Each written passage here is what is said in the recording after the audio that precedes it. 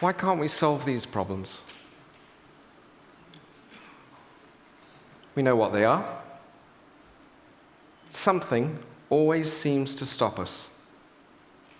Why?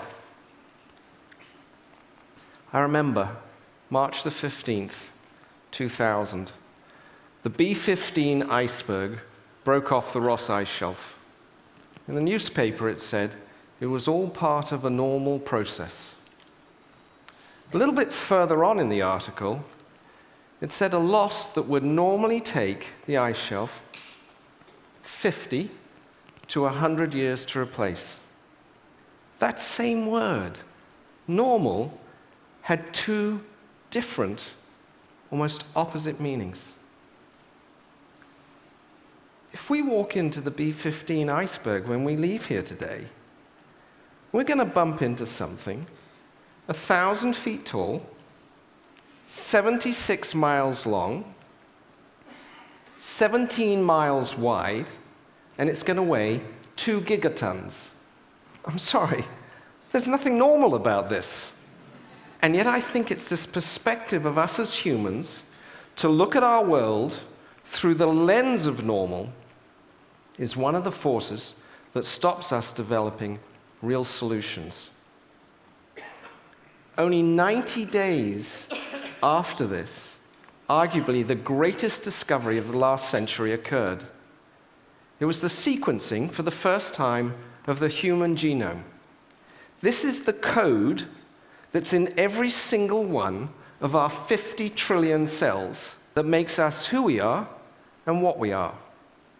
And if we just take one cell's worth of this code and unwind it, it's 1 meter long,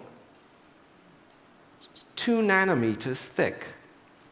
2 nanometers is 20 atoms in thickness. And I wondered, what if the answer to some of our biggest problems could be found in the smallest of places, where the difference between what is valuable and what is worthless is merely the addition or subtraction of a few atoms?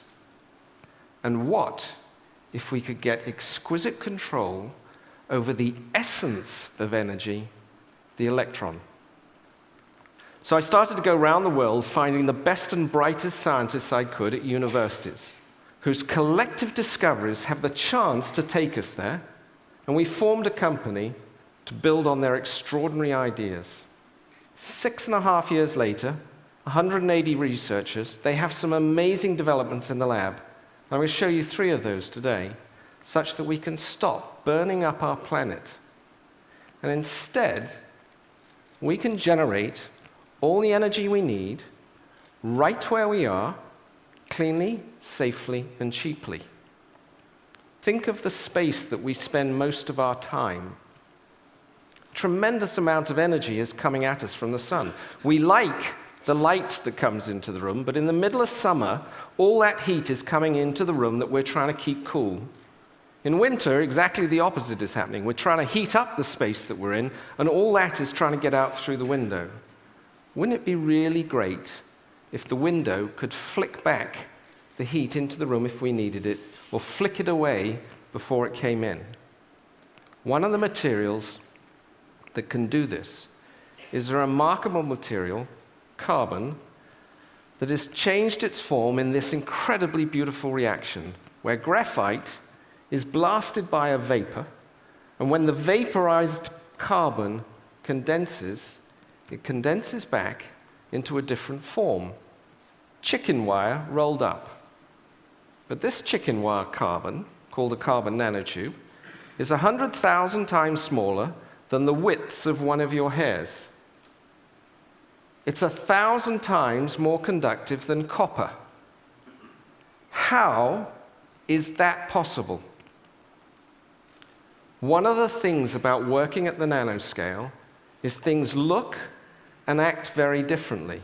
You think of carbon as black. Carbon at the nanoscale is actually transparent and flexible.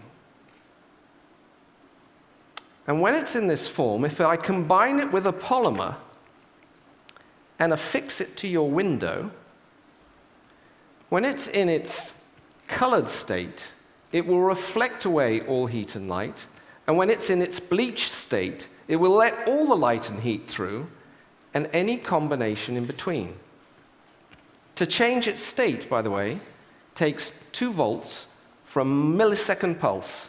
And once you've changed its state, it stays there until you change its state again. As we were working on this incredible discovery at University of Florida, we were told to go down the corridor to visit another scientist. And he was working on a pretty incredible thing. Imagine if we didn't have to rely on artificial lighting to get round at night. We'd have to see at night, right? This lets you do it. It's a nanomaterial, 2 nanomaterials, a detector and an imager. The total width of it is 600 times smaller than the width of a decimal place.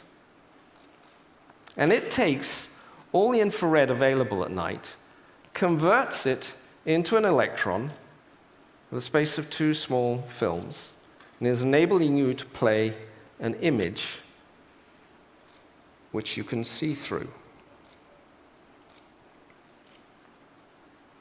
I'm going to show to TEDsters the first time this operating. Firstly, I'm going to show you the transparency. Transparency is key. It's a film that you can look through. And then I'm going to turn the lights out. And you can see, off a tiny film, incredible clarity. As we were working on this, it dawned on us. This is taking infrared radiation, wavelength, converting it into an electron. What if we combined it with this? Suddenly, you've converted energy into an electron on a plastic surface that you can stick on your window.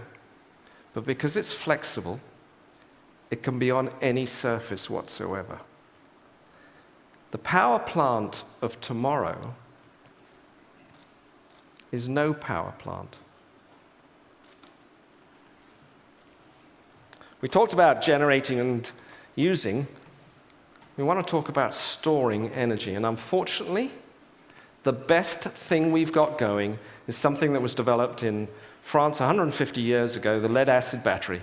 In terms of dollars per watt stored, it's simply the best.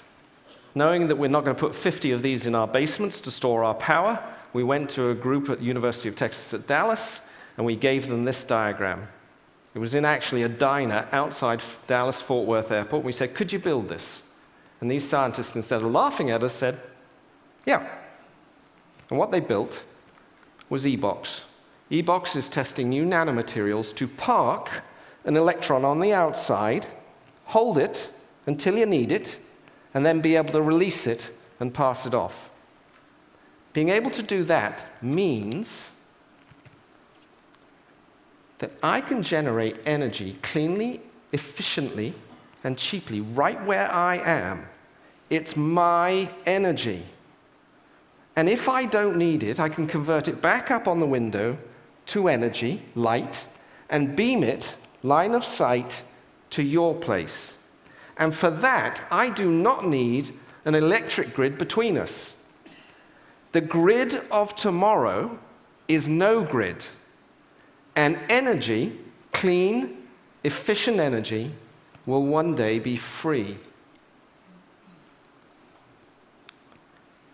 If you do this, you get the last puzzle piece, which is water.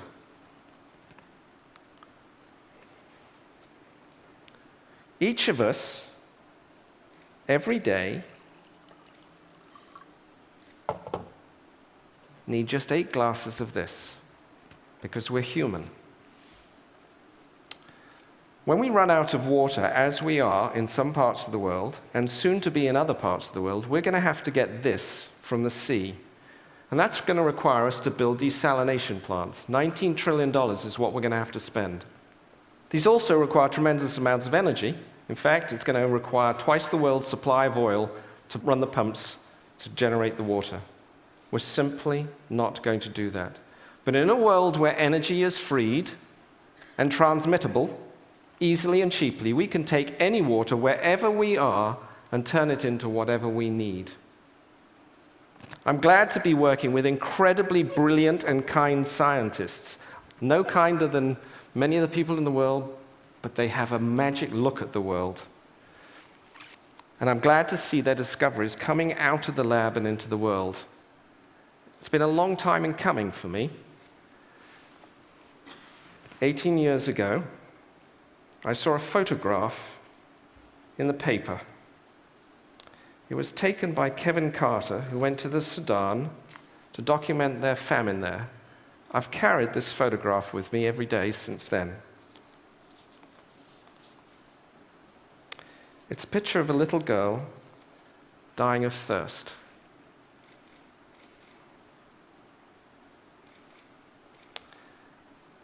By any standard, this is wrong. It's just wrong.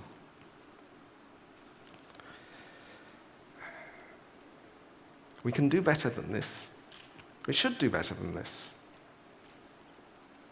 And whenever I go round to somebody who says, you know what, you're working on something that's too difficult, it'll never happen. You don't have enough money. You don't have enough time. There's something much more interesting around the corner. I say, try saying that to her. That's what I say in my mind. And I just say, thank you, and I go on to the next one. This is why we have to solve our problems. And I know the answer as to how is to be able to get exquisite control over a building block of nature, stuff of life, the simple electron. Thank you.